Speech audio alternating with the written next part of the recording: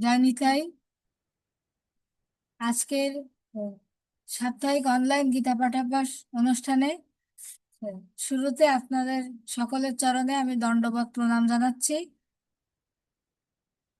মঙ্গলাচরণ করতে মঙ্গলাচরণের মাধ্যমে আজকের অনলাইন গীতা পাঠাভ্যাস অনুষ্ঠান আমরা শুরু করছি।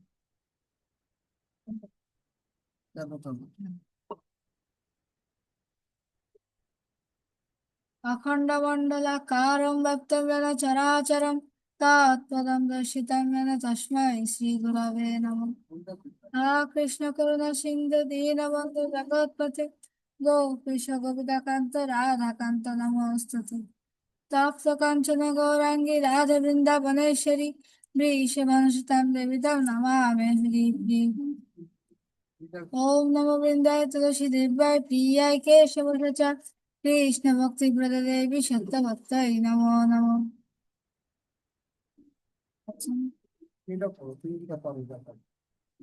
ओम अस्य श्रीमद्भगवद गीतामाला मंत्रस्य श्री भगवान वेद व्यास ऋषि अनुष्टुप श्री कृष्ण परमात्मा देवता अश्वचनो अश्वचतम प्रज्ञावादान च भाषसे इति बीजं सर्वधर्मान् परित्यज्य मामेकं शरणं व्रज इति शक्ति अहं तं सर्वपापेभ्यो मोक्षयिष्यामि मां शुच इति किलेकं श्रीकृष्ण प्रीत्यर्थं पाठे विनियोग।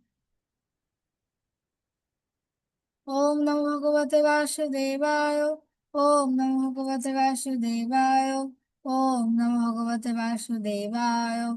मूकं करोति वाचालं पुंगं लङ्घयति गिरिं यत्कृपातमहं वन्दे प्रमानन्दमाधवम्। আজকে আমাদের ক্লাসের বিষয় হচ্ছে 21 থেকে 25 নম্বর শ্লোক দ্বিতীয় অধ্যায়ের। আজ আমাদের 13 নং ক্লাস।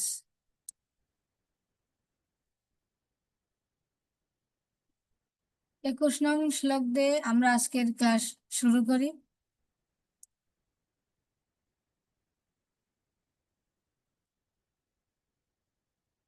वेदा विनाशिनं नित्यं यायेनं अजमव्ययं कथं सा पुरुषः पार्थकं घातयन्ति हन्तिकम्। অনুবাদ। হে পার্থ, যিনি আত্মাকে নিত্য, অবিনাশী, অজর অর্থাৎ যার জন্ম নেই ও অক্ষয় বলে জানেন, সেই পুরুষ কাকেই বা বধ করেন এবং কার দ্বারাই বা নিহত হন।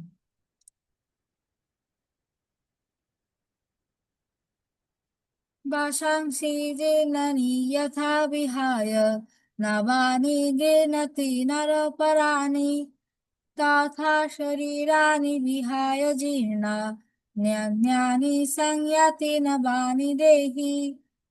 মানুষ যেমন জীর্ণ ও পুরাতন বস্ত্র ত্যাগ করে নতুন বস্ত্র গ্রহণ করে, তেমনি মৃত্যুকালে আত্মাও পুরাতন দেহ ত্যাগ করে নতুন দেহ ধারণ করে।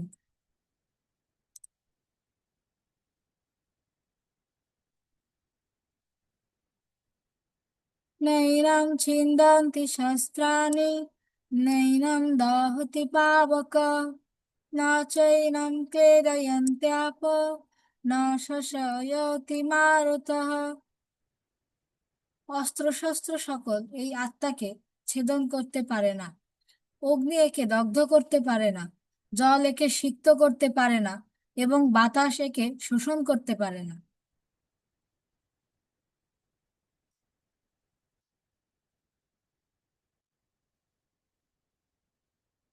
কানেকশন अच्छेद्धायमदाज्यायं क्लेद क्लेदशस्य एव च नित्यसर्वगतस्थाणुरचलयं সনাতনः। অনুবাদ। এই আত্মা ছেদনযোগ্য নয়, দাহ্য নয়, সিক্ত হয় না এবং শোষণযোগ্যও নয়। আত্মা সর্বব্যাপী, অপরিবর্তনীয়, অচল ও সনাতন।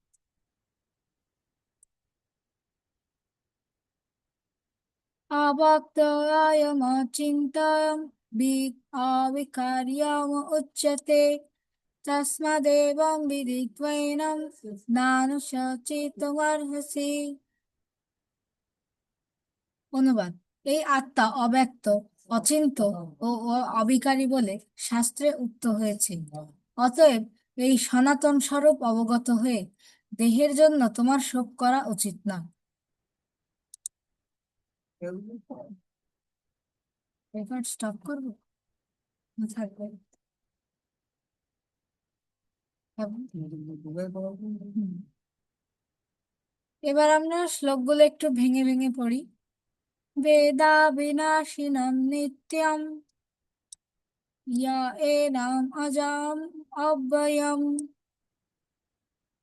ইয়া এনাম অজামাব্যয়ম বেদা বিনাশিনম নিত্যম। এই অনুস্বারগুলো আমরা ময়ের মতো উচ্চারণ করব, কারণ এগুলো শব্দের শেষে আছে।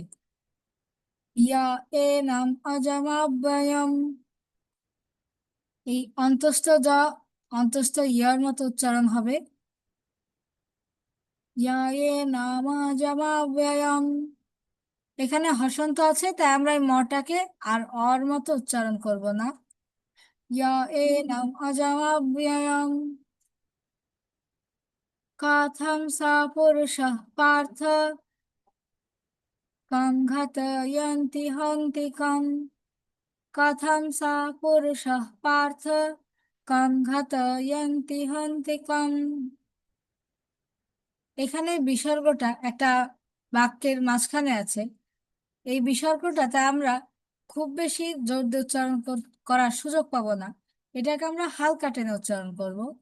কথম সা পুরুষঃ পার্থ কং ঘাতয়ন্তি হন্তিকম। আমরা আরেকবার দেখি। বেদা বিনাশিনম নিত্যম ইয়া ইয়া ইয়া এনম অজামাব্যয়ম কথম সা পুরুষঃ পার্থ কং ঘাতয়ন্তি হন্তিকম। বেদা বিনাশিনম নিত্যম ইয়া এনম অজামাব্যয়ম কথম সা পুরুষঃ পার্থ কং ঘাতয়তি হন্তিকম।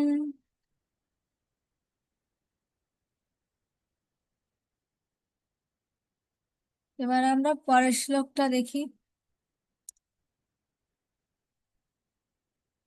বাসাংসি জীর্ণানি যথা বিহায় নবানি গৃণতি নরোপরাণি তথা শরীরাণি বিহায় জীর্ণা ন্যান্যানি সংয়তি নবানি দেহি।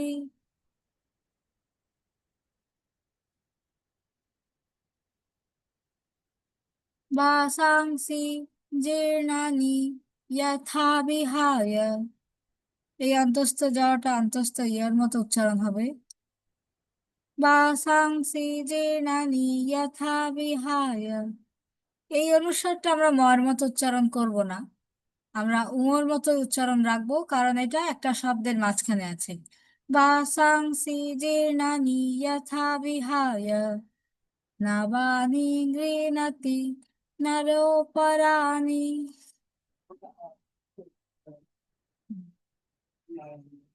আচ্ছা আচ্ছা, আমরা মোবাইলটা আড়াআড়ি রাখি, তাহলে দেখতে সুবিধা হবে।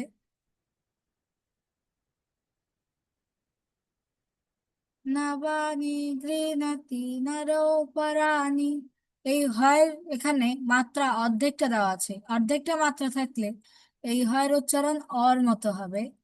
নবানি গৃণতি নরোপরাণি, এখানে হ আর দন্তন্য যুক্ত আছে। এটা হর উচ্চারণটা আমরা আগে করব, দন্তান্নটা পরে।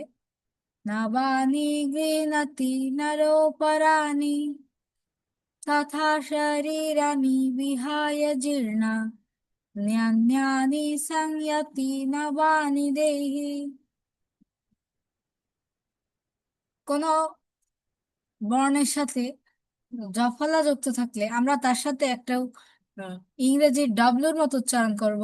ন্যান্যানি সংয়তি নবানি দেহি।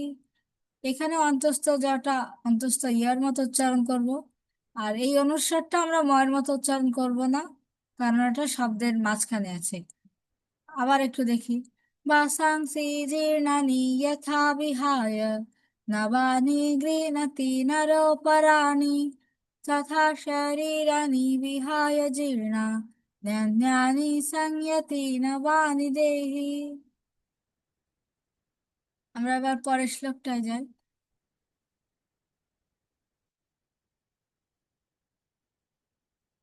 নৈনং ছিন্দন্তি শস্ত্রাণি নৈনং দাহতি পাবকः ন চৈনং ক্লেদয়ন্त्यापो ন শোষয়তি মারুতः। নৈনং ছিন্দন্তি শস্ত্রাণি, এখানে আমরা মনে রাখবো তালবস্বর উচ্চারণ আমরা স এর মতো করব, আর দন্তস্বর উচ্চারণ করলো ইংরেজি এস এর মতো করব। শস্ত্রাণি নৈনং ছিন্দন্তি শস্ত্রাণি নৈনং দাহতি পাবকः ন চৈনং ক্লেদয়ন্त्यापो ন শোষয়তি মারুতः। এই যে এখানে জফলা আছে, তাই আমরা এই যুক্ত বর্ণটার সাথে একটু ডব্লিউর মতো উচ্চারণ করব। ন চৈনং ক্লেদয়ন্त्यापो ন শোষয়তি মারুতः। এখানে দুটো বাক্যের শেষেই বিসর্গ আছে, এটাকে আমরা একটু টেনে পড়বো। নৈনং ছিন্দন্তি শস্ত্রাণি নৈনং দাহতি পাবকः ন চৈনং ক্লেদয়ন্त्यापो ন শোষয়তি মারুতः।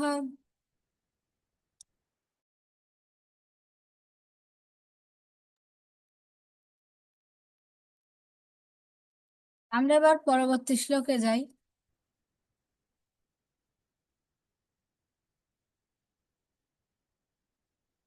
এখানে অনেকগুলো শব্দ একসাথে লেখা আছে, আমরা ধীরে ধীরে পড়ি।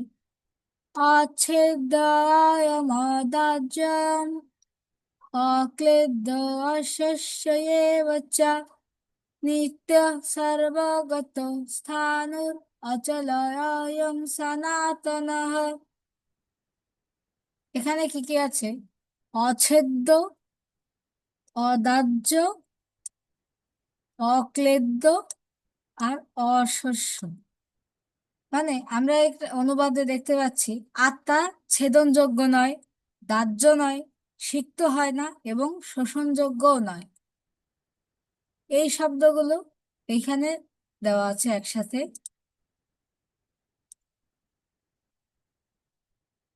অছেদ্যয়ম অদাহ্যম অক্লেদ্য অশস্য এব চ।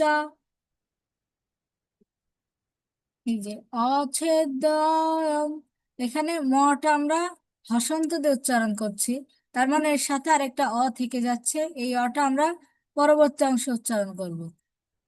অছেদ্যয়ম অদাহ্যম অক্লেদ্য অশস্য এব চ।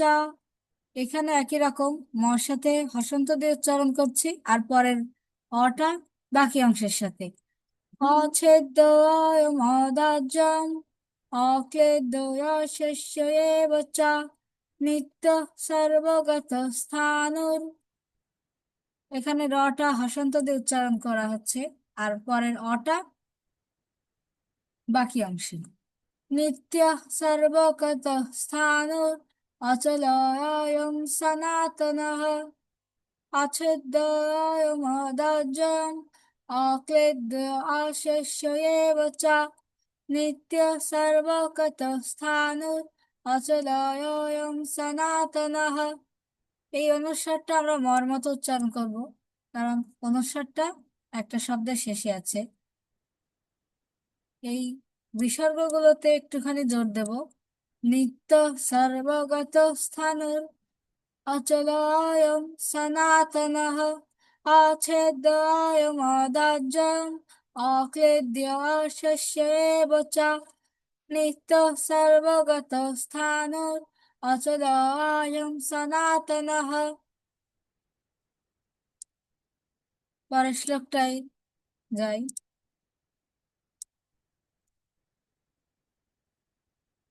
অব্যক্তয়ং অচিন্ত্যং অবিকার্যং উচ্যতে তস্মাদেবং বিদিত্বৈनं নানুশোচিতুমর্হসি। অব্যক্তয়ং অচিন্ত্যং অবিকার্যং উচ্যতে। এখানে আমরা মটা হসন্ত দিয়ে উচ্চারণ করছি, আর ময়ের সাথে যে অ ছিল সেটা আমরা পরের অংশ উচ্চারণ করছি। আর এইখানে ময়ের নিচে একটা রস্যকার আছে, আমরা শুধু প্রথম অংশে শুধু ম উচ্চারণ করার কারণে এই রস্যকারের রস্যটা থেকে যাচ্ছে, সেটা আমরা পরে উচ্চারণ করছি। অব্যক্তং অচিন্ত্যং অবিকার্যং উচ্যতে। এখানে এই যে অব্যক্ত, অচিন্ত, অবিকারী, এই শব্দগুলো এরকম একসাথে লেখা আছে, এই অনুবাদে আমরা দেখতে পাচ্ছি। এই আত্মা অব্যক্ত, অচিন্ত ও অবিকারী বলে শাস্ত্র উক্ত হয়েছে। এই শব্দগুলো একসাথে দেওয়া রয়েছে এখানে। অব্যক্ত অচিন্তং অবিকার্যমুচ্যতে তস্মাদেবং বিদিত্বৈनं নানুশোচিতুমর্হসি। এখানে এই অনুস্বারগুলো মর্মত উচ্চারণ হবে, এগুলো শব্দের শেষে আছে। অব্যক্তয়মচিন্ত্যং অবিকার্যমুচ্যতে তস্মাদেবং বিদিত্বৈनं নানুশোচিতুমর্হসি।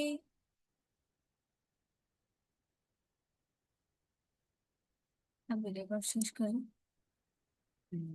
স্টপ করি।